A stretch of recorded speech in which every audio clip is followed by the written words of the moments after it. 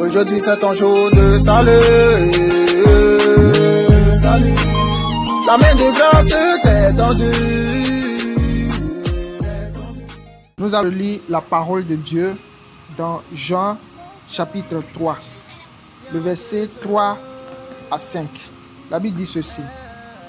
Jésus lui répondit, en vérité, je te le dis, si un homme ne naît de nouveau, il ne peut voir le royaume de Dieu. Nicodème lui dit, comment un homme peut-il naître quand il est vieux? Peut-il rentrer dans le sein de sa mère et naître? Jésus répondit, en vérité, je te le dis, si un homme ne naît d'eau et d'esprit, il ne peut entrer dans le royaume de Dieu. C'est ici la fin de la lecture. Que Dieu bénisse sa parole au nom de Jésus. Nous avons déjà commencé cet enseignement dont le thème est « Es-tu né de nouveau ?» Il s'agit de l'histoire entre Nicodème et Jésus. Nicodème qui était l'un des chefs des Juifs, qui était un pharisien également. Il était venu la nuit auprès de Jésus pour savoir comment Jésus arrivait à faire des miracles. Et Nicodème pose encore la question de savoir comment un homme peut-il naître quand il est vieux? Peut-il rentrer dans le sein de sa mère et naître? Regardez la question que posait Nicodème. Alors que Jésus a dit que si quelqu'un ne naît de nouveau, il ne peut voir le royaume de Dieu.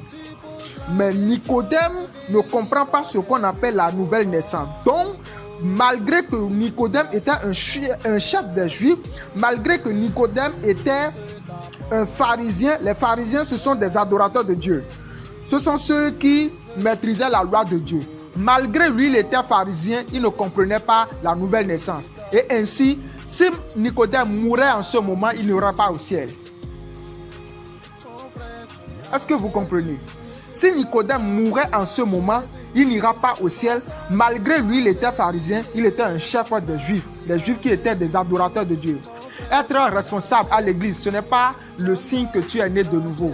Être choriste, ce n'est pas le signe que tu es né de nouveau. Venir à l'église, ce n'est pas le signe que tu es né de nouveau. Tu peux être un pharisien, mais tu vas en enfer. Comme Nicodème qui ne comprend pas la nouvelle naissance. La nouvelle naissance. La nouvelle naissance. C'est ça d'abord qui te permet d'aller faire et d'entrer dans le royaume de Dieu. Il faut expérimenter le miracle de la nouvelle naissance. Et puis quand Nicodème a posé cette question, Jésus lui répond en disant, en vérité, je te le dis, si un homme ne naît d'eau et d'esprit, il ne peut entrer dans le royaume de Dieu. Ce soir, mon enseignement va toucher ces deux éléments, naître d'eau et d'esprit. Il faut naître d'eau et d'esprit. C'est quoi naître d'eau et c'est quoi naître d'esprit? Il faut ces deux éléments pour entrer dans le royaume de Dieu.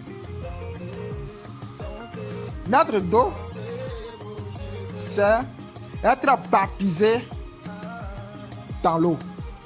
Et pour aller vers ce baptême d'eau, il faut d'abord la foi. La foi en la parole qui t'a été prêchée. La foi en l'évangile. La foi en Jésus. La foi en l'œuvre salvatrice de Jésus-Christ à la croix. Est-ce que tu crois que Jésus a porté tes péchés? Est-ce que tu crois que Dieu t'a pardonné? Est-ce que tu crois que Jésus-Christ est le sauveur du monde? Est-ce que tu crois? Il faut d'abord la foi en Jésus. Lorsque tu crois en Jésus, lorsque tu reçois Jésus, lorsque tu t'engages à Jésus, c'est alors que tu seras baptisé.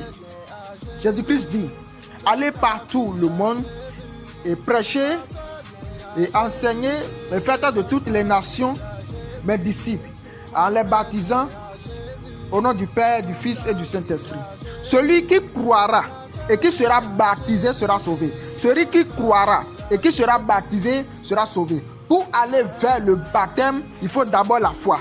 Pour aller vers le baptême, il faut d'abord recevoir l'évangile. Celui qui croira et qui sera baptisé sera sauvé. pour entrer dans le royaume, il faut d'abord le baptême. Si tu n'as pas le baptême, tu n'entreras pas. Et pour le baptême, il faut la foi. Il faut la foi pour aller vers le baptême. Pour être né d'eau, il faut la foi. Il faut croire en Jésus-Christ, il faut recevoir Jésus-Christ. Est-ce que tu crois en Jésus-Christ? Tu viens à l'église, ce n'est pas le signe que tu crois en Jésus. Est-ce que toi-même tu crois vraiment? Est-ce que tu crois vraiment ou bien tu penses que on prête cela et bon, on est dedans? Est-ce que tu crois? Est-ce que tu confesses? Est-ce que tu dis que c'est ainsi que tu as été pécheur et que Jésus-Christ t'a sauvé? Par le sang de Jésus, tu as été pardonné. Est-ce que tu le crois? Est-ce que tu crois que si tu meurs maintenant, tu iras au ciel? Il faut d'abord recevoir Jésus. Il faut d'abord croire en Jésus. Après la foi, tu seras baptisé. Et c'est ça qu'on appelle le baptême de la régénération. Il faut naître d'eau. Et si tu dis que tu crois en Jésus-Christ, tu dois être baptisé. Mais si tu dis que tu crois en Jésus-Christ et tu refuses d'être baptisé, tu ne crois pas. Le baptême d'eau, d'accord, prouve que tu crois. Si tu n'as pas le baptême, tu n'as pas fait le baptême, malgré que tu as toutes les opportunités. Ce n'est pas que celui qui va te baptiser manque. Ce n'est pas qu'il n'y a pas de programme de baptême. Tu as toutes les occasions pour pouvoir te faire baptiser. Mais tu refuses par toi-même d'être baptisé. Alors, cela signifie que tu n'as pas cru. Si tu as cru, tu devais être baptisé. Amen. Mais si c'est que tu as cru, mais il n'y a personne pour te baptiser. Il n'y a pas de programme de baptême. Tu ne peux pas aller dans une rivière te baptiser toi-même. Il faut quelqu'un d'autre pour te baptiser. D'accord? Mais si peut-être que c'est parce qu'il n'y a personne pour te baptiser, ou bien il n'y a pas de programme de baptême, mais tu veux être baptisé, cela ne compte pas pour toi. Mais si tu as toutes les occasions d'être baptisé et tu refuses d'être baptisé, alors cela prouve que tu n'as pas cru. Si tu as cru, va te faire baptiser. Amen. Naître d'esprit. Naître d'esprit, cela veut dire être baptisé du Saint-Esprit. Si tu crois, tu es baptisé, tu recevras le Saint-Esprit. C'est ça la règle. Croire, être baptisé, recevoir le don du Saint-Esprit. C'est alors que tu entreras dans le royaume de Dieu. S'il n'y a pas le baptême, s'il n'y a pas le baptême d'eau, et s'il n'y a pas le baptême du Saint-Esprit, tu n'entreras pas dans le royaume de Dieu. Comment recevoir le baptême du Saint-Esprit? Avant que je ne parle de cela, nous allons lire ce que Pierre a dit le jour de la Pentecôte, lorsque les frères étaient convertis, les prosélytes étaient convertis. Le jour de la Pentecôte, la Bible dit que ils étaient tous dans la chambre haute, en train de prier, en train de glorifier Dieu. Et puis tout à coup, un vent souffla dans la maison où ils étaient. Et puis une langue semblable à des langues de feu était posée sur chacun d'eux. Ils avaient reçu le baptême du Saint-Esprit. Lorsqu'ils avaient reçu le baptême du Saint-Esprit, le bruit que faisait cette puissance venant du Saint-Esprit avait attiré les Juifs qui étaient venus pour adorer Dieu à Jérusalem. Et ces Juifs-là, il y avait aussi des païens qui étaient convertis, d'accord, en ce temps-là qu'on appelait les prosélytes. Les prosélytes étaient venus afin de voir qu'est-ce qui se passe dans cette maison ici. Le bruit-là les avait attirés. Et Pierre avait prêché l'évangile aux prosélytes. Et qu'est-ce qu'ils avaient dit? La Bible dit, dans Acte 2, versets 37 à 38. Après avoir entendu ce discours, c'était Pierre qui avait prêché l'évangile, avait raconté tout le plan de Dieu, pour le salut des hommes. Il avait détaillé tout le plan en passant par Jésus, en prêchant Jésus. Et quand il finit, d'accord, de dire son discours, la Bible dit, après avoir entendu ce discours, ils eurent le cœur vivement touché, c'est-à-dire les prosélytes.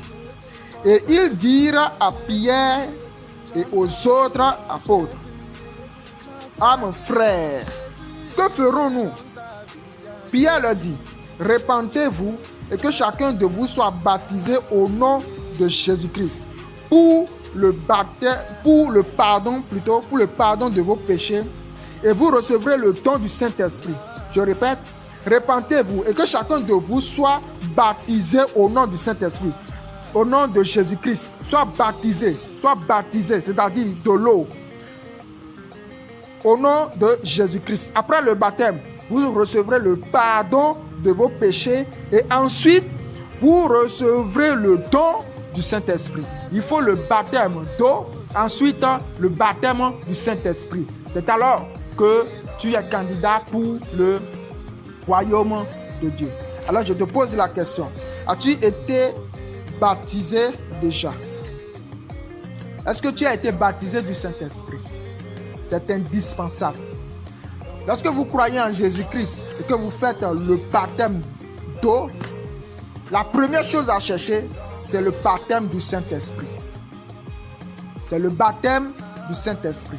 Si vous n'avez pas le baptême du Saint-Esprit, oubliez le ciel.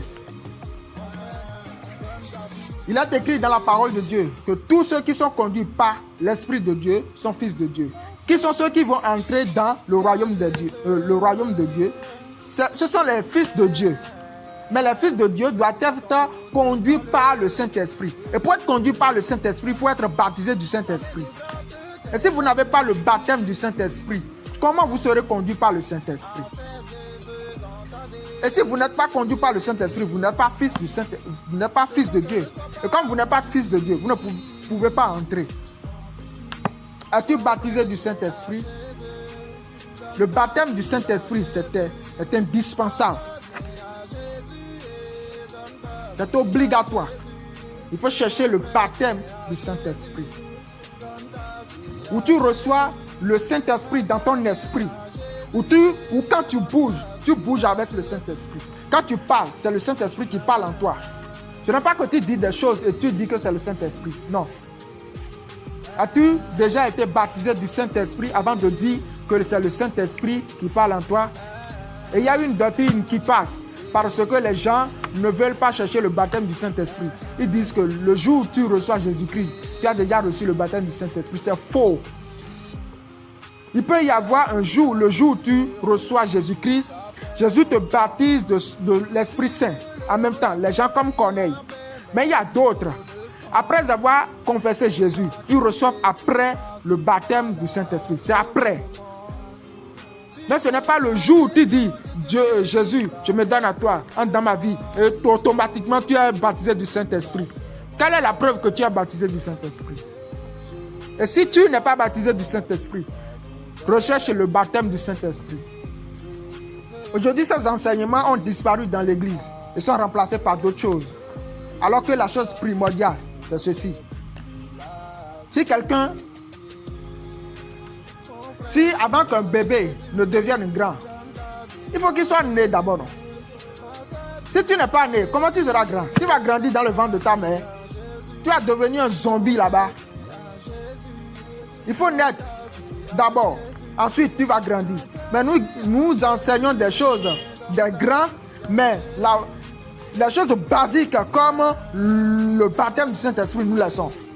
Pensant que les gens ont reçu le Saint-Esprit, mais il y a des païens plein dans l'église. Quand tu prends l'église, sur 10 personnes, peut-être il y a 2 personnes qui ont le Saint-Esprit. Le reste là, c'est rien que des païens. Mais nous les laissons et puis nous prêchons. Tu seras grand, tu seras élevé, tu vas voyager, tu vas. C'est bon tout ça. Mais la personne qui sera grand là, est-ce qu'il a le Saint-Esprit? Qui devient grand et puis il n'est pas entré dans le ciel. Nous avons fait un mauvais travail. Mais s'il n'est pas grand et il a le Saint-Esprit, quand il meurt, il ira au ciel et nous aurons une récompense là-bas. D'abord le Saint-Esprit. D'abord le Saint-Esprit. D'abord le Saint-Esprit. Est-ce que vous, mes frères et sœurs, vous avez reçu le Saint-Esprit? Je vous pose la question. Avez-vous reçu le Saint-Esprit? Ce n'est pas moi qui ai dit ceci, c'est Jésus qui dit, il faut que vous naissiez d'eau et d'esprit. C'est Jésus qui dit ça avant d'entrer dans le royaume de Dieu. Mais si vous n'avez pas le Saint-Esprit, vous êtes en danger. Si vous n'avez pas reçu le baptême du Saint-Esprit, vous êtes en danger. Vous êtes en danger. Il faut que je vous dise la vérité. Vous êtes en danger, en danger, en danger. C'est comme quelqu'un qui voit le danger venir, mais ceux qui seront victimes de ce danger ne voient pas. Par l'aide du Saint-Esprit, je t'aide à voir le danger que tu cours. Cherche le baptême du Saint-Esprit. Cherche le baptême du Saint-Esprit. C'est indispensable pour toi. Et d'ailleurs, lorsque vous n'avez pas le Saint-Esprit, vous voulez servir Dieu, vous allez laisser. Je vous dis la vérité. Vous allez laisser. Vous allez faire l'œuvre de Dieu par votre propre discipline, par votre propre zèle, par votre propre motivation. Ça a une limite. Quelque temps après, vous allez laisser. C'est pourquoi vous voyez quelqu'un, il vient à l'église, et puis le début là, c'était chaud. Il vient, il est dans, un peu partout. Mais quelque temps après, 5 ans après, 6 ans après, 7 ans après, et puis il commence par régresser. Pourquoi? À cause de l'absence du Saint-Esprit. Au lieu de chercher le Saint-Esprit, ils sont dans des choses. Et ce n'est pas aussi leur faute, hein. C'est la faute aux prédicateurs, à ceux qui sont appelés à enseigner les gens. Si vous ne parlez pas de ces choses-là, et il n'y a personne qui ne soit vraiment converti, vous avez mal fait le travail que Dieu m'a appelé au ministère. Et puis, ceux que j'encadre, je laisse ce qui est primordial, ce qui est capital. Et puis, j'enseigne des choses qui sont après. Non, j'ai mal fait le travail. J'ai mal fait. Cherchez le baptême du Saint-Esprit. Cherchez le baptême du Saint-Esprit. Et avec le temps, nous allons parler sur le baptême du Saint-Esprit. Comment être disposé pour recevoir le baptême du Saint-Esprit. Et je vous prie, n'écoutez pas cet enseignement seulement pour écouter, pas enseigner, non. Mettez cela en pratique. Si vous ne mettez pas en pratique, vous n'allez pas recevoir le Saint-Esprit. Et si vous ne recevez pas le Saint-Esprit, vous allez abandonner Dieu. J'ai connu des aînés. Quand nous on avait commencé l'église, c'était nos aînés. Nous on était des petits enfants. Et puis quand on venait là, comme on ne comprenait rien, on s'amuse, on nous tape. C'était ces aînés-là. On nous tape seulement. Et puis on nous disciplinait. Mais quand on a commencé par grandir, ces aînés-là aujourd'hui sont devenus des païens. Imagine quelqu'un qui a servi Dieu pendant des années et qui devient féticheur. Tu imagines quelqu'un qui sert Dieu et puis devient un adorateur de tronc. Et puis il vient vous défier, vous qui étiez là en tant que chrétien. Parmi vous, ceux parmi lesquels il a vécu en tant que chrétien, il vient vous défier. Tu t'imagines le niveau de cet égarement. Mais si tu as le Saint-Esprit, je t'assure, le Saint-Esprit est tellement convaincant que même si tu fais un petit péché, tu es mal à l'aise jusqu'à ce que toi, tu vas rétrograder et rentrer dans le monde. Et ce n'est pas que tu as quitté l'église seulement, non. Ce n'est pas que tu es devenu un simple païen qui ne va plus à l'église, non. Tu es devenu un adorateur d'un faux Dieu. Ça, c'est plus haut niveau. C'est un haut niveau d'égarement. Je vous assure, mes frères, cherchez le Saint-Esprit. Cherchez le Saint-Esprit. Cherchez le Saint-Esprit.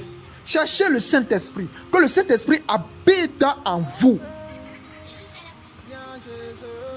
Sinon, vous allez laisser Dieu. Vous allez laisser Dieu. Vous ne pourrez pas. Parce que servir Dieu, ce n'est pas votre propre propre force. Ce n'est pas l'aide du Saint-Esprit. C'est comme un poisson qui veut vivre dans la forêt. Il va mourir parce que ce n'est pas ça. C'est pas son milieu de vie. Et si toi, tu veux servir Dieu sans le Saint-Esprit, tu vas laisser parce que tu n'as pas la nature pour pouvoir servir Dieu. La personne qui t'aide à servir Dieu, c'est le Saint-Esprit. Et si tu ne l'as pas, tu vas faire des choses avec ta propre force, mais ça n'ira pas loin. Parce que la chair, là, on a dit que les désirs de la chair sont contraires aux désirs de l'esprit. Dans peu de temps, ça va te déborder. Et puis tu vas laisser. Ah, pourquoi? Parce que la personne qui doit te conduire n'est pas en toi.